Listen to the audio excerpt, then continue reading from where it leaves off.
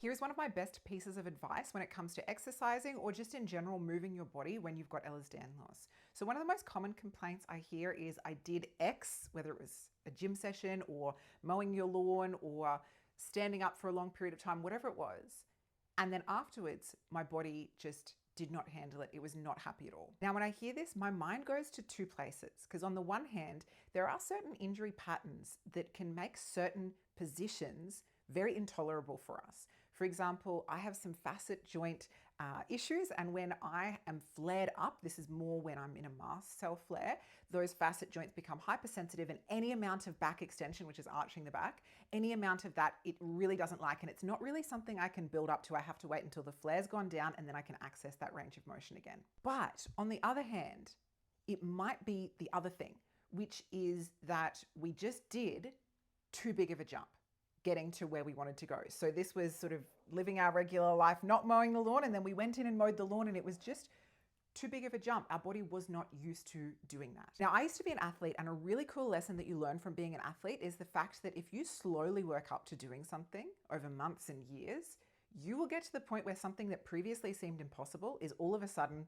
possible. And I think this is such an important lesson, and it applies even if you have Ehlers-Danlos. The language around EDS is changing. For a while there, it was do less. It was, restrict yourself, wrap yourself in bubble wrap, do less. What we know is that when you do less, your capacity usually shrinks alongside that, and then you have to do even less. So sometimes there is a time for rest and doing less, but sometimes that's not actually the best option.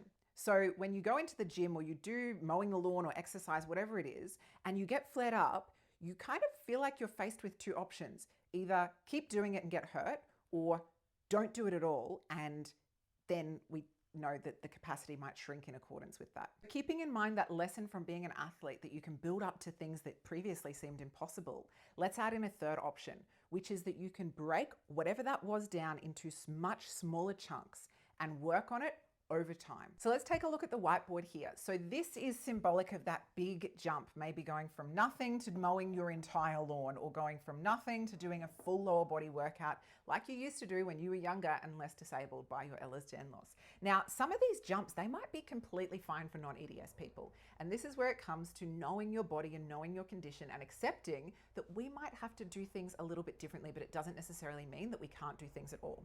So instead of doing this big jump, what I would suggest is we find a way to add in little steps. Now, some of them might be much smaller than this. Some of them might be much bigger than this. You might have weeks where you can take a bigger jump or a smaller jump. But the idea is that we're not going from 0 to 100. We're going 0, 10, 20, 30, 40, 50, and working our way up slowly. Fair warning, this will take a little bit longer, because the idea was before this was one day and then this was the next day. But now we're breaking it down. This might be week 1 and week 2 and week 3. So it might take a lot longer to build up to what we thought we could do in a day before. But the thing is, our options weren't good before. Take these steps away and our options aren't great. We either stay here or we go up here and we get flared up. I'm really keen for that third option, even if it takes longer. There's also that great saying, the time will pass anyway. And I really am a big believer that anything we can do to expand our capacity with Ehlers-Danlos is moving us in the right direction, whatever that looks like, whether it's rest when we need it, whether it's slowing the pace of progression down when we need it, whether it's taking a step back sometimes. Some of these steps, you might go down a step and then back up. It might not be linear, but whatever we can do to expand our capacity is a step in the right direction. From a practical standpoint, what might this look like? Well, if this is 0 and this is mowing your whole lawn, this might be breaking it down into 5 minutes a day or 10 minutes a day, so that it takes a week to do the lawn instead of just one day or a couple of hours. Or if this is nothing and this is a full leg workout, it might be that you stay at home, because getting to the gym might be taking a lot out of you. So maybe you stay at home and just do some low-grade leg exercises. And then this one is you increase the intensity of those at-home exercises. And then this one is the gym. You go to the gym, but you don't spend long there. It's 15 or 20 minutes, 1 or 2 exercises, lots of rest. And then this one might be that again, that you're just doing the same thing, but you're slightly increasing the weights, or just keeping the weights the same, but maybe spending an extra minute or 2 doing exercises and slowly working up to it. in that kind of a way. For me right now, every time I try and do a full leg workout the normal way, I am getting issues with my sacroiliac joint subluxing. So what I've been doing is breaking the exercises down. I go to the gym, I still do a full workout, but I do all exercises as isometric. So instead of moving exercises, I'm going part way and holding, and that's it. I just hold and then I go back down. And that's a great way to regress exercises. So this is an in-between step for me right now.